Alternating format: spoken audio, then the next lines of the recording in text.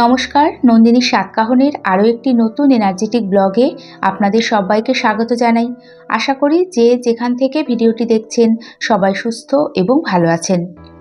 একজন গৃহিণী বা হোমমেকার হিসেবে আমার ঘর সংসারের কাজকর্মকেই মেনলি আমার ভিডিওর টপিক হিসেবে বেছে নিয়েছি এবং খুব সাধারণভাবেই সেগুলো প্রেজেন্ট করি। আগেও পরিষ্কার পরিচ্ছন্নভাবে গুছিয়ে কাজ করতাম, এখনও তাই। তবে একটা কথা মানতেই হবে যে ছোট থেকে বড় প্রত্যেকেই যত দিন যায় তার নিজের কাজে, কথাবার্তায়, চালচলনে ইমপ্রুভ করার চেষ্টা করে। আর আমিও তার ব্যতিক্রম নই। সত্যি কথা বলতে তাড়াতাড়ি কিভাবে কাজ কমপ্লিট করব এই চেষ্টা না থাকলে সারা দিনেও সংসারের কাজ শেষ হয় না। আজ যেমন আমাদের বেডরুমের বেড কাভারটা চেঞ্জ করে নিলাম। এখন সকাল প্রায় 7:45 থেকে 8টা মতো বাজে। উঠেছি অনেক সকালে ঘুম থেকে। শীত পুরোপুরি চলে গেছে, এখনও শীতের পোশাক সেইভাবে কেচে ধুয়ে তুলে রাখা হয়নি। তবে এই রুম হিটারের আর প্রয়োজন নেই। আজকে রুম হিটারটা ভালো করে পরিষ্কার করে একটা কাপড়ের ব্যাগে করে রেখে দেব ওই 8-9 মাসের জন্য। এই চেয়ারের ওপরই ওপেন ছিল, তাই একটু ধুলো পড়েছে। যাই হোক, এবার শীতে ভীষণ কষ্ট পেয়েছি। আর এত কষ্ট পেয়েছিলাম যে হাজব্যান্ড না জানিয়েই হঠাৎ করে একদিন সকাল 10টা নাগাদ রুম হিটারটা নিয়ে আসে। প্রথমে একটু না করলেও মনে মনে যে কি ভীষণ খুশি হয়েছিলাম বলে বোঝাতে পারবো না। যাই হোক, রুম হিটারটা একটা কাপড়ের ব্যাগে করে সোফার নিচে যে ট্রলি মতো বক্স সিস্টেম করা আছে তার ভেতরেই রাখলাম। ইলেকট্রনিক জিনিস তো সামনে রাখাই ভালো। ইলেকট্রনিক্স যে কোনো জিনিস বহুদিন ইউজ না করলে সমস্যা দেখা দিতে পারে। সামনে থাকলে আবার শীত আসার আগে একবার অন করে দেখতে পারবো, আর বাই চান্স যদি কোনো প্রবলেম হয় ঠিক করে নিতে পারবো। এদিকে আজকে হাজবেন্ড মেয়ে দুজনেই বাড়িতে রয়েছে। ঘরের বেশ কিছুটা কাজ করে হাজবেন্ডের সাথে বাজারে গিয়েছিলাম। বেশ কিছু এই যে ফল নিয়ে এসেছি, সেগুলোই এখন গুছিয়ে রাখবো। সবজি, মাছ, মাংস সব ঘরে আছে, সেগুলো আজকে আর আনতে হয়নি। প্রতিটা মেয়েদের, বিশেষ করে গৃহিণীদের ঘরের কাজকর্ম কম বেশি করতেই হয়। যে সার্ভিস করে তাকেও একটু হলেও ঘরের কাজ করতে হয়। আর বছর বছর ধরে ঘরের কাজ করতে করতে মাঝে মাঝে কোথাও গিয়ে একটু ক্লান্ত হয়ে পড়ি, বোর হই। আর যেহেতু ঘরে বেশিরভাগ সময় কাটাই, নানান রকম চিন্তাভাবনা মাথার মধ্যে আসে। যবে থেকে ব্লগ বা ভিডিও করা শুরু করেছি, এই অকারণে টেনশন থেকে অনেকটা দূরে আছি। তার প্রধান কারণ বলতে পারেন আপনাদের ভালোবাসা আর আমার পরিশ্রম। সাধারণ কাজের জন্য আপনারা যে এত সুন্দর সুন্দর কমেন্টস করেন, এই কমেন্টস পড়েই মন ভালো থাকে। আর নিজের কাজের প্রশংসা শুনতে কার না ভালো লাগে বলুন। চেষ্টা করি সবসময় পজিটিভ থাকতে, এনার্জেটিক থাকতে।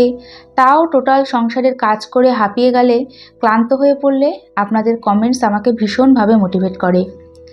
এদিকে যত দিন যায় আমাদের চিন্তা ভাবনা বাড়ে, সাথে শারীরিক নানান প্রবলেম দেখা দেয়। নিজেকে একটু ব্যস্ত রাখতে পারলে এই সমস্যাগুলো থেকে অনেকটাই মুক্তি পাওয়া যায়। আমি আগেও বলেছিলাম, আমার খুবই পরিচিত একজনের একটা কথা প্রায় 2.5-3 বছর আগে আমার চিন্তাভাবনাটা অনেকটা বদলে দিয়েছে। তার সাথে আমিও জানি যে সংসারের কাজের চাপে ক্লান্ত হয়ে পড়বই। তাই এই ভিডিওর মাধ্যমেই মন ভালো করার ব্যবস্থা আগে থেকেই শুরু করে দিয়েছি। এরই সাথে ঘোরাফেরা, কেনাকাটা তো আছেই। তবে ঘরে থেকে সবসময় মন ভালো রাখাটাই বড় চ্যালেঞ্জ। সকালে ভাত খাওয়ার জন্য এই যে গরম গরম ডাল আর সজনে ফুলের বড়া করব। সজনে ফুলগুলো ভালো করে ধুয়ে এর মধ্যে চালের গুঁড়ো, বেসন, নুন, হলুদ, কাঁচা লঙ্কা আর একটু চিনি দিয়ে মেখে রেখেছি। সজনে ফুল একটু তিতকুটে হয় তো, তাই চিনি দিলে সেটা ব্যালেন্স হয়ে যায়। আর লাস্টে দিয়েছিলাম 2 চামচ সাদা তিল। ভালো করে মেখে গরম গরম এই যে বড়া করে হাজব্যান্ডকে ভাত দিয়ে দেবো। যে কোনো রান্নায় বা এমনিও সারা রাত ভিজিয়ে সাদা তিল খাওয়া যায়, আবার বেসন দিয়ে শুধু তিল দিয়েও বড়া করে খাওয়া যায়। সাদা তিল এই ডায়াবেটিস রোগীদের জন্য ভীষণ উপকার। আর তার সাথে যাদের ক্যালসিয়ামের অভাব, সেই অভাব পূরণ করতে সাদা তিল কিন্তু ভীষণ উপকারী। এদিকে ভাত, ডাল, বড়া হয়ে গেছে। এখন করব মৌরলা মাছের চচ্চড়ি। মাছের জন্য সমস্ত কিছু কেটে রেডি করে নিয়েছি। একেবারে সমস্ত কিছু মেখে আজকে রান্নাটা করব। এইভাবে করলে রান্নাটা খুব তাড়াতাড়ি হয়ে যায় আর খুব সহজে হয়। প্রথমে পেঁয়াজ, আলু, টমেটো নুন দিয়ে ভালো করে চেপে চেপে মেখে নেব। এতে পেঁয়াজ, আলু, টমেটো সফট হয়ে একটু জল বেরোবে। তারপরে নুন, হলুদ, কাশ্মীরি লঙ্কার গুঁড়ো দিয়ে বেগুনটা অ্যাড করেছি। কাঁচা লঙ্কাটা পরে দিলাম, কারণ এতক্ষণ ধরে মাখলে পরে আমার আবার হাত জ্বালা করবে। যাই হোক, বেশ কিছুটা সর্ষের তেল দিয়ে সমস্ত কিছু ভালো করে মেখে 2 মিনিট ঢেকে রেখেছি। এবার এই যে কড়াইতে খুব অল্প করে তেল দিয়ে মেখে রাখা মাছগুলো ঢেলে দিলাম। আলতো করে একটু নাড়াচাড়া করে ঢেকে রেখে দেবো। ভুলে গেছি বলতে, অল্প জিরের গুঁড়ো দিয়েছিলাম, না দিলেও হয়। মাঝে একবার আলতো করে নেড়ে দিয়েছি। এবার একটু শুকনো শুকনো মাখা মাখা হয়ে গেলে বেশ কিছুটা ধনেপাতা কুচি দিয়ে আলতো করে নেড়ে নামিয়ে নেব। এইভাবে মাছ রান্না করলে মাছ না ভাজলেও সমস্ত মাছই গোটা গোটা থাকবে। মাছ সব ভেঙে গেলে আবার খেতে ভালো লাগে না। আজকে দুপুরে ছিল ডাল, মৌরলা মাছের চচ্চড়ি আর সজনে ফুলের বড়া। সাথে গতকালের অল্প একটু চিকেন ছিল, সেই দিয়েই হয়ে যাবে। আর কিছুই করিনি, কারণ রাতে আমাদের অন্নপ্রাশনের নেমন্তন্ন আছে, সেখানেই যাব। যাই হোক, রান্নাবান্না কমপ্লিট। ওপাশের কাউন্টার টপ ক্লিন করা হয়ে গেছে। এই পাশটা ভালো করে এখন ক্লিন করে নেব। এই পাশটায় সব কিছু সরিয়ে রোজ দিন পরিষ্কার করা হয় না। ইন্ডাকশানটায় সকালে ভাত করতে করতে হঠাৎ করে দেখি অফ হয়ে গেল। তারপর আর কিছুতেই অন হলো না। বেশ ভালোই চলছিল। আর এর আগেও 6-7 মাস আগে এরকম অফ হয়ে গেছিল। 2-3 দিন পর অন করে দেখছি যে এমনিই চলেছে। দেখা যাক কি হয়।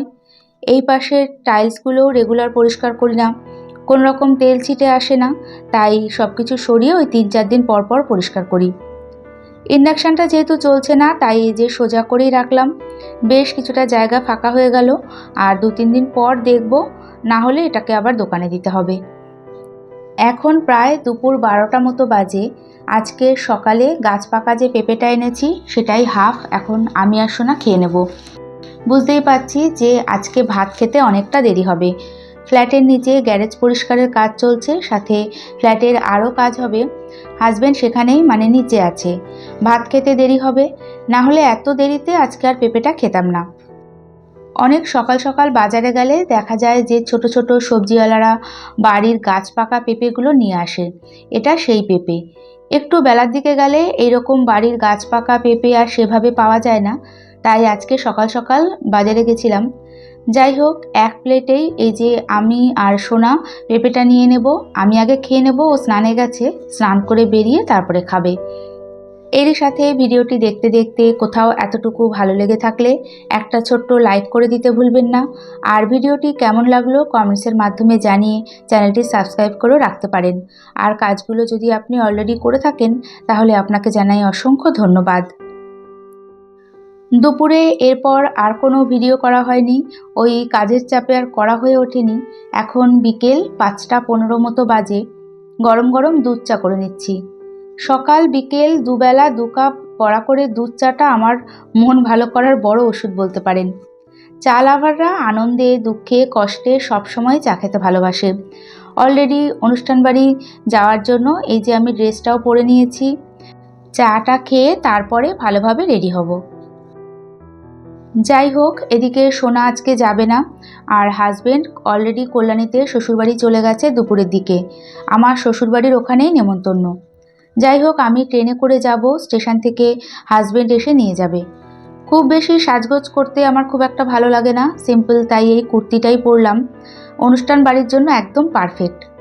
প্রথমে ভেবেছিলাম যে শাড়িই পরবো, সাধারণত অনুষ্ঠান বাড়িতে শাড়িই পরি।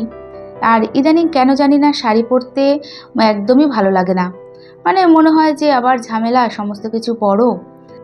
এই কুর্তিটা বহুদিন পর পরলাম, প্রায় 1.5 বছর তো হবেই। আর অনেকটা রাতে হাইরোড দিয়ে বাইকে করে ফিরবো তো, তাই কুর্তিটাই সুবিধা হবে।